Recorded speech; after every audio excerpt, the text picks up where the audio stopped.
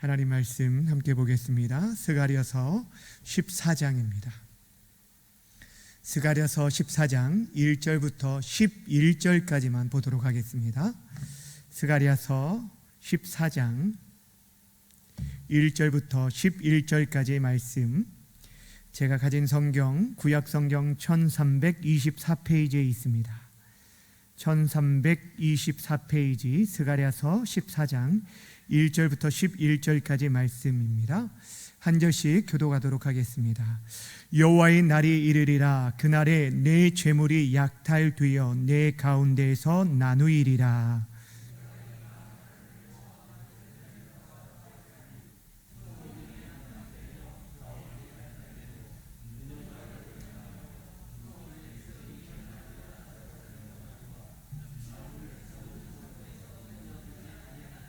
그때 여호와께서 나가사 그 이방 나라들을 치시되 이왕의 전쟁 날에 싸운 것 같이 하시리라.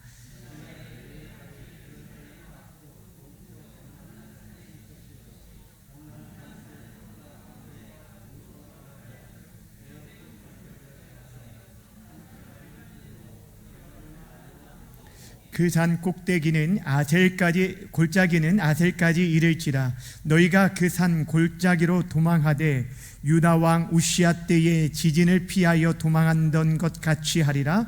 나의 하나님 여호와께서 임하실 것이요 모든 거룩한 자들이 주와 함께 하리라. 여호와께서 아시는 한 날이 있으리니 낮도 아니요 밤도 아니라 어두워 갈 때에 빛이 있으리로다.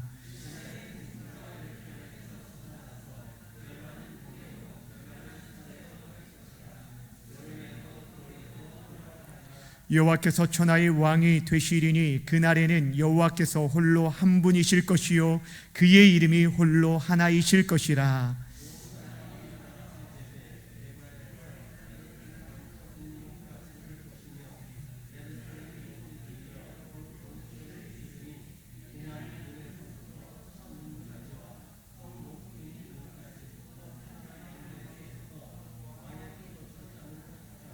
함께 봅니다. 사람이 그 가운데 살며 다시는 저주가 있지 아니하리니 예루살렘이 평안히 서리로다.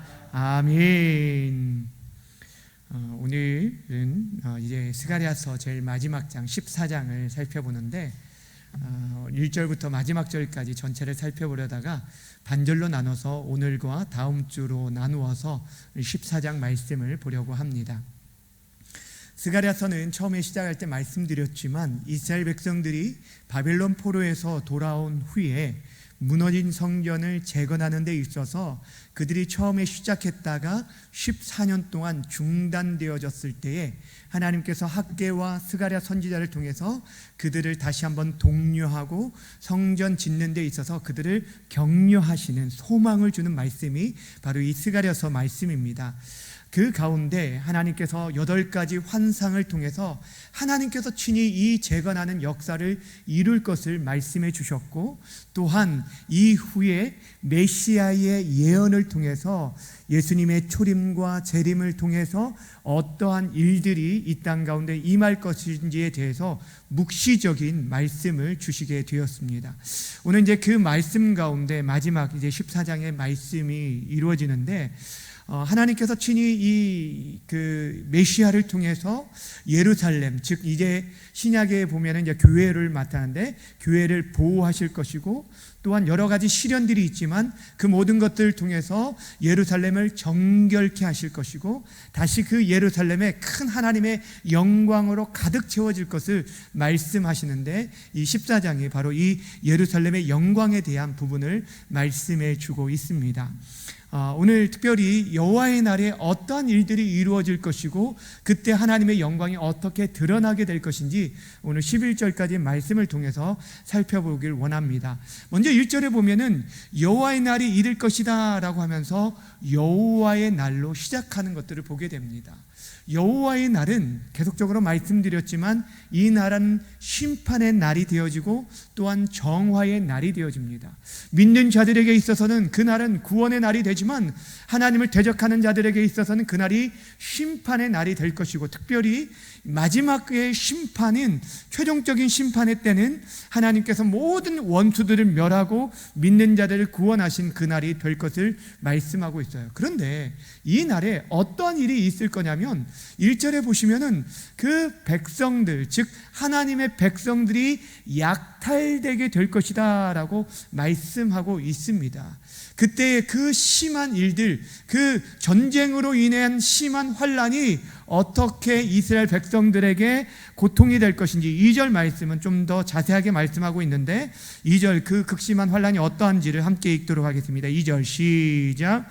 내가 이방 나라들을 모아 예루살렘과 싸우게 하리니 성읍이 함락되며 가옥이 약탈되며 부녀가 욕을 당하며 성읍 백성이 절반이나 사로잡혀 가려니와 남은 백성은 성읍에서 끊어지지 아니하리라. 아멘.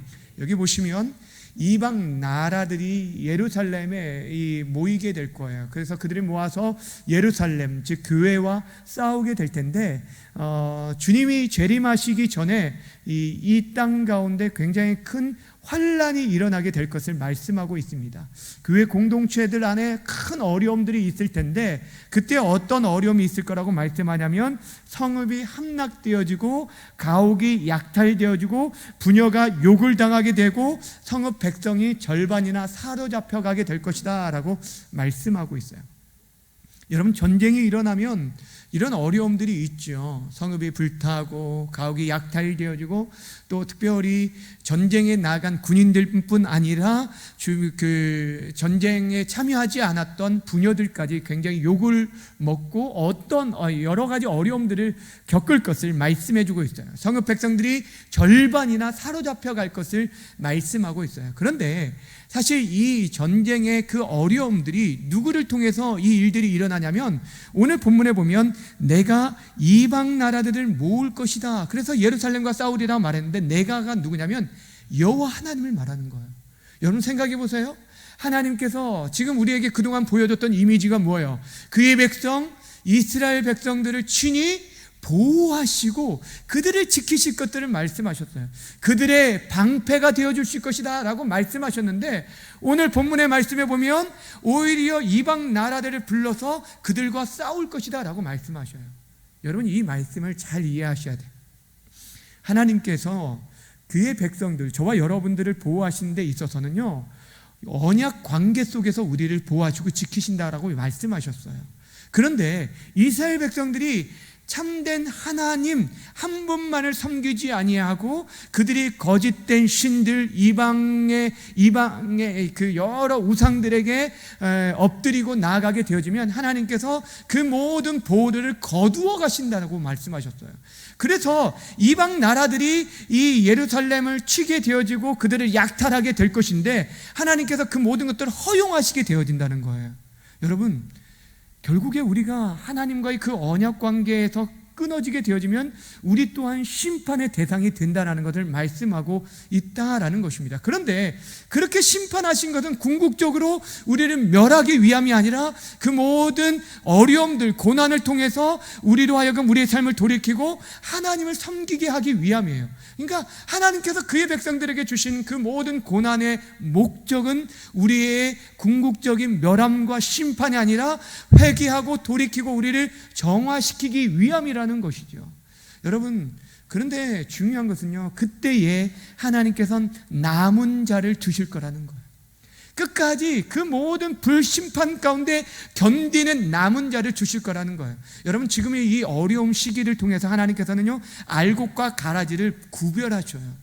진정으로 하나님을 경외하고 섬기는 자들이 있는지 그렇지 않은지를 나누신다라는 것이죠. 근데 끝까지 남은 자를 두시는 거예요. 그 사람들을 하나님께서 어떻게 보호하시는지 그 이후에 또 말씀하고 있어요.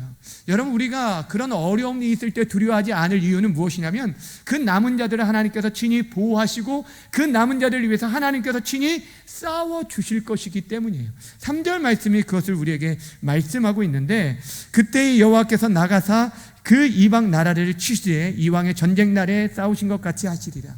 여호와께서 친히 누구와 싸우신다고 말하냐면 이방 나라들과 싸운다는 거예요.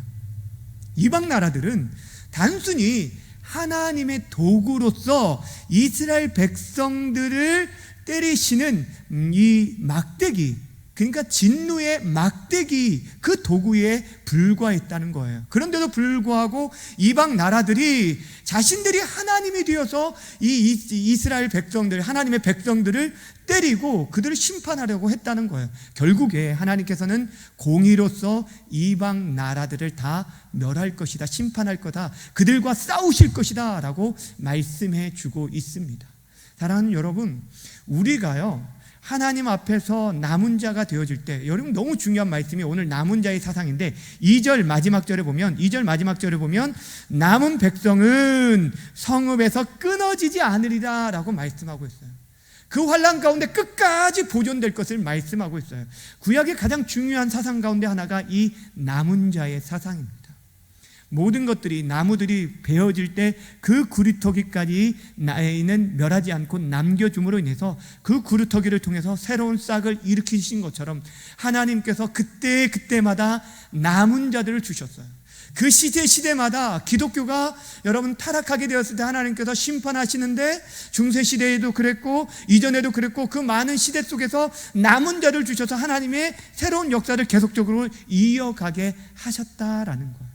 여러분 두려워하지 않을 이유는 그 남은 자를 위해서 하나님께서 친히 싸우시고 우리를 보존하고 계시기 때문입니다. 정말 중요한 것은 이 시대의 저와 여러분들이 하나님 앞에 남은 자가 되어야 한다는 거예요. 남은 자가 되어서 하나님의 그 역사들을 계속적으로 이어가는 이 시대 교회가 그런 역할들을 감당해야 한다는 거예요. 여러 가지 불시험이 있을 거예요. 그런 시련들이 우리 가운데 계속 있을 것인데 그때까지 끝까지 견디고 남은 자, 하나님의 사람들이 되어져서 우리가 하나님의 그 구원 역사를 계속적으로 이루어가야 돼요. 사절의 말씀에 보면 그 일들을 이루어가는데 그 날에 어떤 일들이 있을 거냐면 주께서 친히 이 예루살렘의 동쪽의 감난산 위에 서실 것을 말씀하고 있어요. 여러분 여기서 4절에 보면 그날에 그의 발이 예루살렘 동쪽 감난산에 서실 것이라 했는데 그의 발은 하나님의 발, 주님의 발을 말하는 거예요. 예루살렘 동쪽에 감난산이 있습니다. 그 산 위에 서실 거라는 것은 예수님의 재림에 대한 예언의 말씀이에요. 그 땅에 서실 거라고 말씀합니다. 그럴 때 어떤 일이 일어나면 산이 있는데 그 예루살렘 산에 예수님께서 딱 서실 때, 하나님께서 서실 때 그 산이 갈라져서 하나는 동쪽으로, 하나는 이렇게 서쪽으로, 북쪽으로, 하나는 남쪽으로 이렇게 옮겨지게 될 것인데 이 산이 갈라질 때 골짜기가 쭉 일어나게 되고 그 골짜기로 남은 자들이 피하게 될 것이다 라고 말씀하고 있어요. 하나님의 진노, 지금 남은 자들이 그곳에 피하게 될 것을 말씀해요. 좀 어려운 내용인데요, 여러분 잘 들어보세요. 이 내용들은요 주님께서 이 땅에 오심으로 말미암아 하나님의 마지막 심판이 이루어질 때 남은 자들을 하나님께서 보호하시는 그런 이미지로 사용하고 있어요. 여러분 하나님, 우리 주님께서 어떤 모습으로 재림하실지 아세요? 여러분 어떤 모습으로 재림하실까요? 어떤 모습으로 재림하실까요? 우리들이 예수님께서 어떤 모습으로 재림하실까를 알려면 예수님께서 어떤 모습으로 승천하셨는지 보시면 알아요. 왜냐하면 예수님께서 내가 너희들이 올라온 것을 본 그대로 다시 내려오시라고 말씀하셨어요. 오시리라고 말씀하셨기 때문이에요. 예수님께서 여러분 어떤 산에서 승천하신지 아십니까? 어떤 산에서? 그렇죠, 감람산에서 승천을 하셨어요. 사도행전 1장에 보시면 예수님께서 제자를 보는 앞에서 감람산 위에서 승천하셨습니다. 구름 가운데 예수님께서 승천하셨는데 그때에 천사들이 뭐라고 말했냐면 갈릴리 사람들아 왜 하늘만 주목하느냐, 너희가 본 그대로 예수님께서 다시 오시리라 라고 말씀하셨어요. 그렇다면 여러분 예수님께서 오시면 말 그대로 우리가 눈으로 보는 대로 그대로 올 거라고 말씀하고 우리 그 제자들뿐 아니라 온 열방이 다 보게 될 것을 말씀합니다. 지리적으로 감난산 위에 서실 것이라고 말씀하지만 온 열방이 함께 볼 수 있도록 우주적인 그런 재림을 하실 것을 말씀하고 있어요.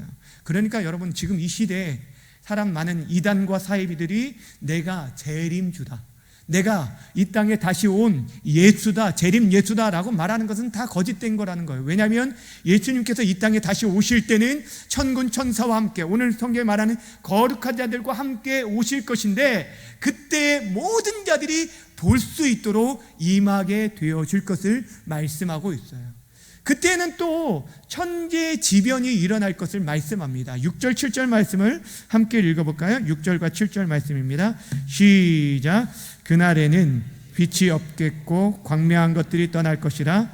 여호와께서 아시는 한날이 있으리니 낮도 아니요 밤도 아니라 어두워 갈 때에 빛이 있으리로다. 아멘.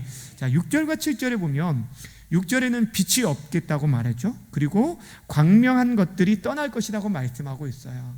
자, 여러분, 지금 여기서 말하는 빛과 광명한 것들은 이 발광체를 말하는 거예요. 지금 이 지구상을 비치고 있는 해가 있고요. 실제 달이라는 것은 발광체는 아니죠. 햇빛의 그 빛을 받아서 그것들을 우리에게 비치지만, 하여튼 우리에게 있어서는 발광체처럼 보이기 때문에 해와 달, 별, 이 모든 것들을 발광체라고 말합니다. 그런데 그 모든 것들이 빛이 떠나게 될 것이다 라고 말씀하고 있어요.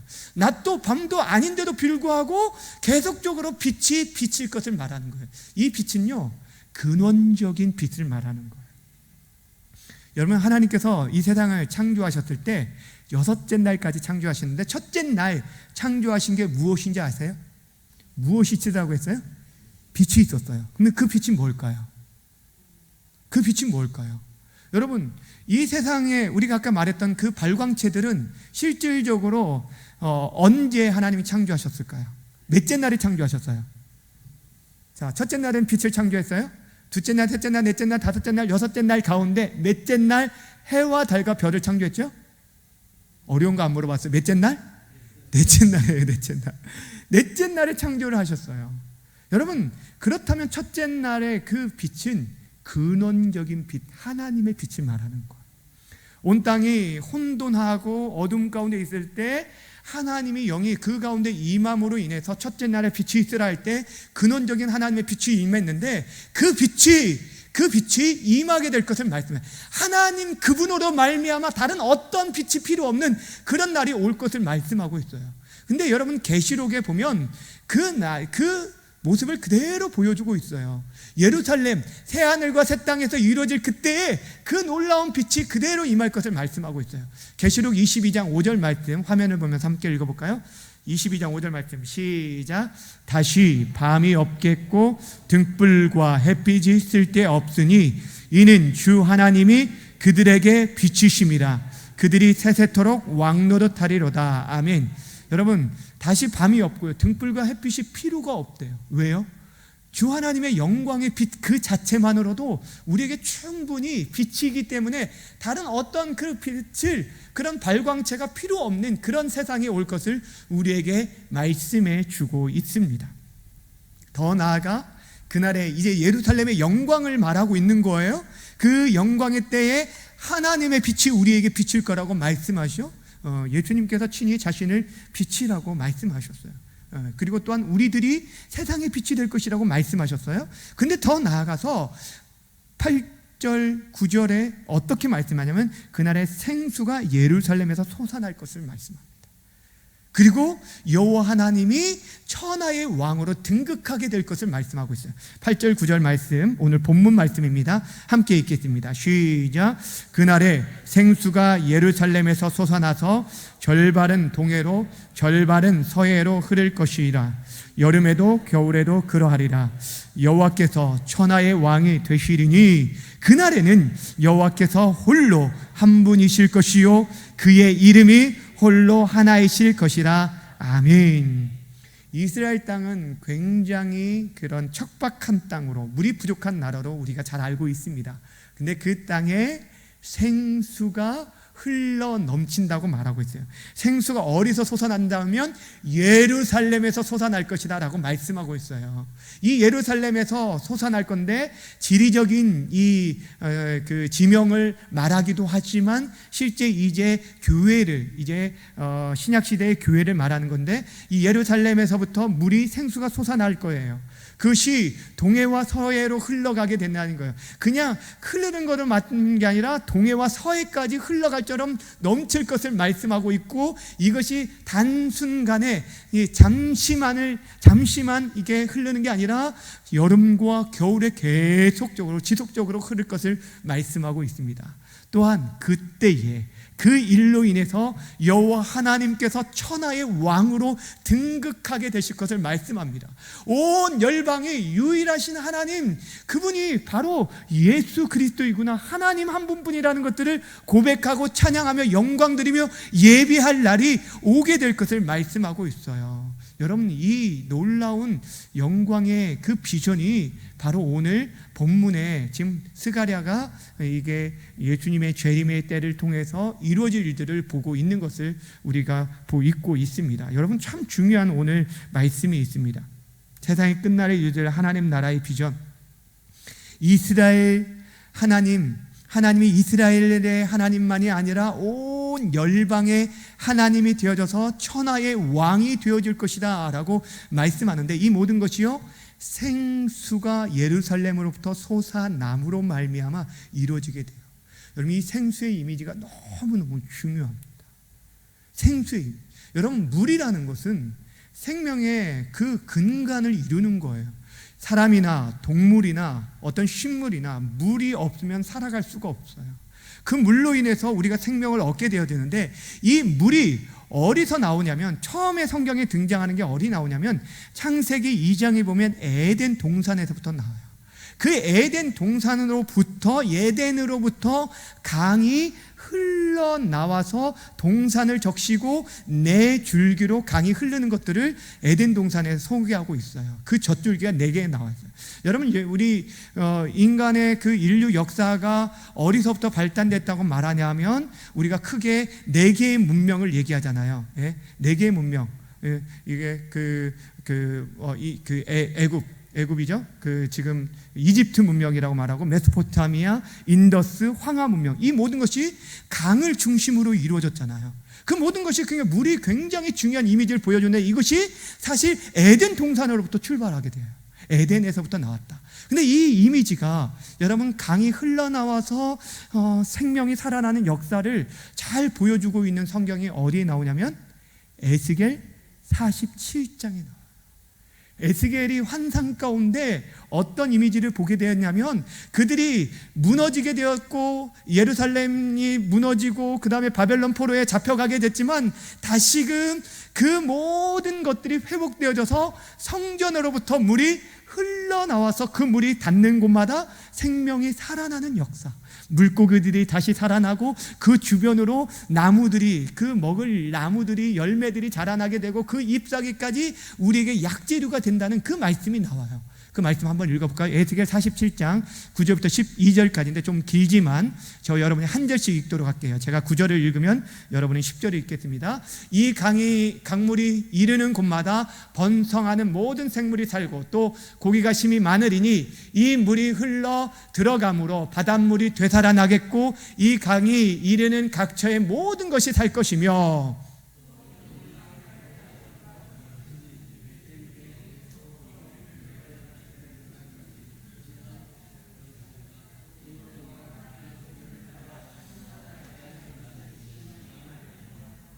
그 짐벌과 갯벌은 되살아나지 못하고 소금 땅이 될 것이며,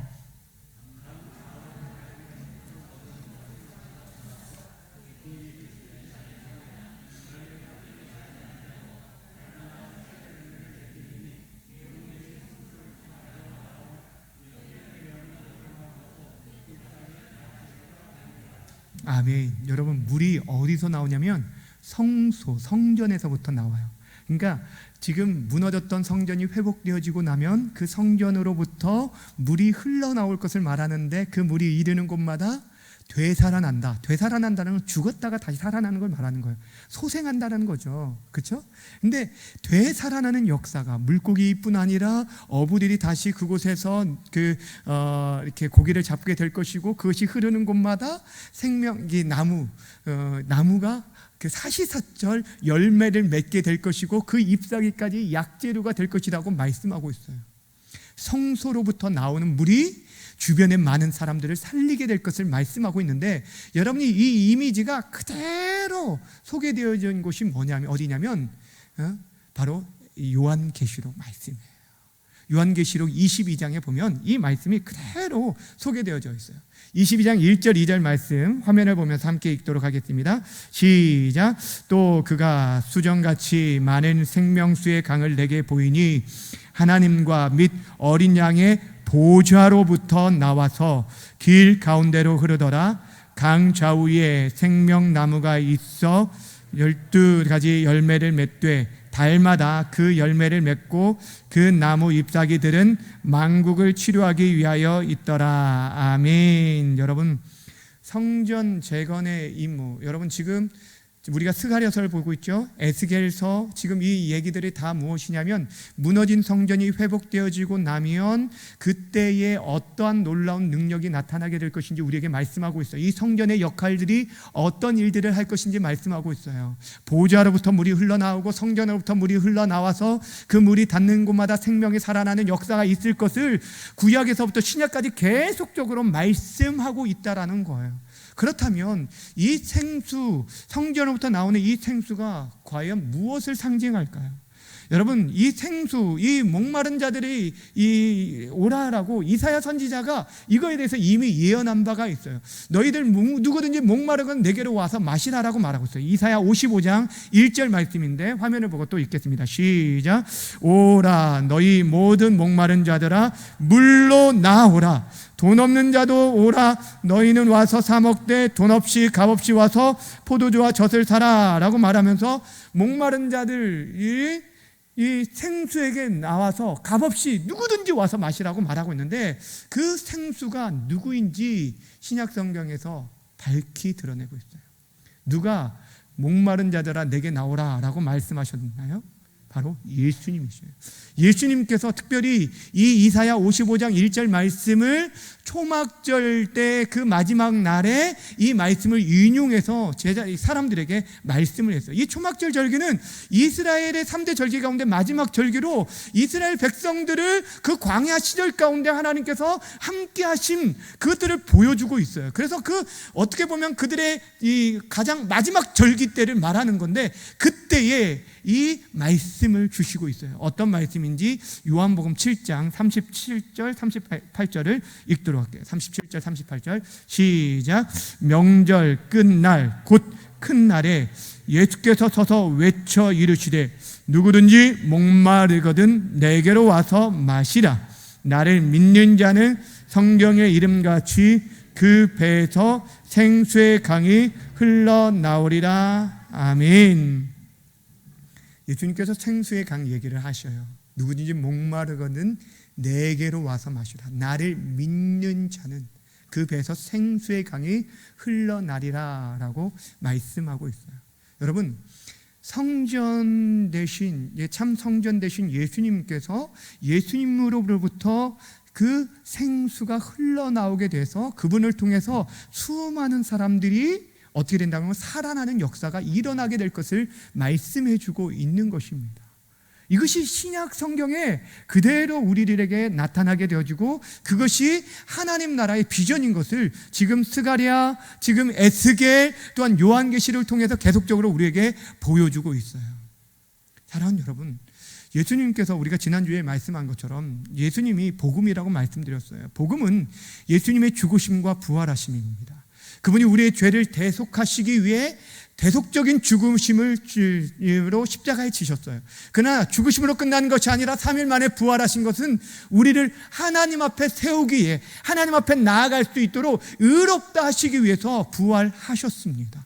근데 그 복음을 내가 믿고 그 복음으로 살아가는 자들에게 어떻게 하셨냐면, 성령께서 친히 우리 가운데 거하심으로 말미암아, 내주하심으로 말미암아 우리가 성전이 되었다라고 말하고 있어요. 신약 성경에 누가 성전이냐면 여러분이, 예수 믿는 여러분들이 성전이라고 말씀하고 있어요. 그러니까 여러분을 통해서, 여러분 안에 예수 그리스도에 대한 복음이 흘러나옴으로 인해서, 여러분을 통해서 생수의 강이 흘러나옴으로 인해서 다른 사람들이, 여러분을 만나는 많은 사람들이, 그 복음 안에, 영향력 안에 살아가는 자들이 생명의 역사로 인해서 살아나는 역사들이 일어나게 될 것을 말씀하고 있는 거예요. 이것이 바로 예수 그리스도를 통해서 나타난 하나님 나라의 그 비밀입니다. 여러분, 교회가 하는 일들이 그것이고, 저와 여러분들이 이 시대에 하는 일들이 그것입니다. 저와 여러분들이 이 시대에 살아가는 데 있어서 우리가 그런 당당하게 살아가는 이유가 무엇이냐면, 이미 저와 여러분들이 이 복음 되신 예수님을 믿었기 때문이에요. 저와 여러분들이 이미 하나님의 나라를 이루었고, 여러분이 성전이에요. 하나님이 주목하시고 하나님이 지키시고 보호하시는 성전인데, 그 우리의 연약한 인생들 가운데 하나님께서 친히 임재하셔서 여러분과 함께하고 있어요. 근데 그 여러분 안에서 생수의 강이 흘러나올 때, 정말 여러분 안에서 예수 그리스도, 그분의 생명의 말씀이 흘러나올 때, 그 복음으로 살고 예수로 살아갈 때, 여러분을 통해서 여러분을 만나는 사람들이 생명 얻는 역사들이 일어나게 될 것을 말씀하고 있는 거예요. 그 생수의 강이 흘러갈 때, 예수 그리스도가 우리 가운데 흘러갈 때 그곳에 살아나는 역사가 있을 것을 말씀해 주고 있다라는 것입니다. 이것이 바로 하나님께서 스가랴 선지자를 통해서 보여줄 비전이에요. 앞으로 세워질 성전, 눈에 보이는 성전들은요, 이 이후에 무너지게 되었어요. 우리가 잘 알고 있듯이 수르바벨 성전이 세워졌잖아요, 그때. 그런데 그 수르바벨 성전이 AD 70년 이 로마의 티투스 장군에 의해서 처참히 무너지는 것을 보게 돼요. 근데 예수님께서 친히 뭐라고 말씀하냐면, 이 성전을 헐어버려라, 내가 3일 만에 일으키리라 라고 말씀하시면서 자신의 부활을 통해서 그 성전이 회복될 것을 말씀하면서 자신의 몸이 곧 성전임을 말씀하셨어요. 그분을 모시고 살아가는 자, 그 분을 모시고 살아가는 자, 성령께서 친히 우리 가운데 임재하셔서 우리가 성전이 되어졌다는 것입니다. 사랑하는 여러분, 우리 안에 여러분 정말 생수의 근원 되신 그분이 계십니까? 또 그분으로 인해서 여러분 생수의 강이 여러분 삶 속에 흘러가고 있습니까? 우리가 정말 이 시대에 그리스도의 향기, 그리스도의 편지가 되어져야 하는 이유가 바로 여기에 있어요. 여러분이 정말 죽었던 그 물고기가 되살아나는 역사, 그 안에 사시사철 생명의 나무가 열매를 맺게 되어지는 역사, 그 잎사귀조차도 치료하는 역사. 여러분, 예수로 말미암아 우리의 그 질병과 우리의 갈등과 우리의 문제들까지 치료함을 받게 되어지고 죽었던 영혼들을 살리는 역사가 있다라고 말씀하셨어요. 여러분, 예수로 사시길 바라고, 예수가 여러분 가운데 흘러가길 바라고, 그래야 여러분을 만나는 많은 사람들이 되살아나는 귀한 역사, 이것이 바로 예루살렘의 진정한 회복의 역사, 그 예루살렘의 영광이라는 것입니다. 이런 귀한 역사들을 여러분 삶 속에서 누리며 살아갈 수 있기를 주님의 이름으로 축원합니다. 기도하겠습니다. 오늘 주신 말씀 생각하면서 함께 기도했으면 좋겠습니다. 여호와의 날이 분명히 오게 될 텐데, 먼저 그 날에 임하기 전에 여러 가지 환난들 속에서도 우리가 끝까지 남은 자 될 수 있게 해달라고 기도해 주셨으면 좋겠고, 또한 여전히 지금도 우리 대신 하나님께서 싸워주심을 믿고 우리가 끝까지 담대함으로 살아갈 수 있기를 바랍니다. 무엇보다 우리 안에 생수의 강을 경험할 수 있게 해달라고 기도했으면 좋겠습니다. 보좌로부터 나오는 생수가 흐르는 곳마다 죽은 생명을 되살리게 된 것처럼 우리의 삶이 그러한 축복의 삶이 될 수 있게 해주십시오. 생수 대신 예수님으로 충만한 삶을 살게 하시고 그분을 증거하는 삶을 살 수 있게 하여 주옵소서. 우리 이 시간 함께 말씀을 붙잡고 함께 기도하며 나아가겠습니다. 참 좋으신 하나님 아버지, 고맙습니다. 우리 이 밤에도 하나님 아버지 주의 사랑하는 성도들을 불러주시고 이끌어주셔서 우리 하나님 아버지 주의 말씀을 함께 나눌 수 있도록 도와주시고 감사합니다. 아버지 주의 강이 하나님 아버지 우리가 넘치도록 하나님 아버지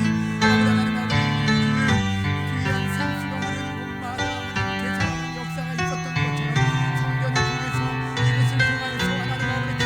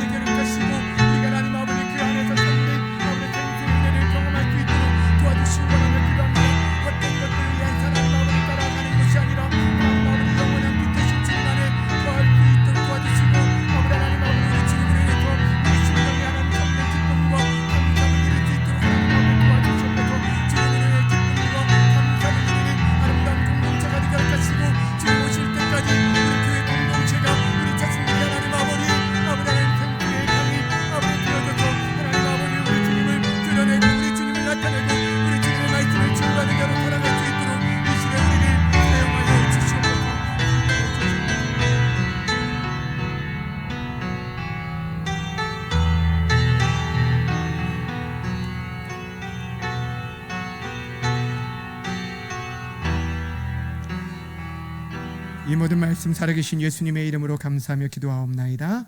아멘.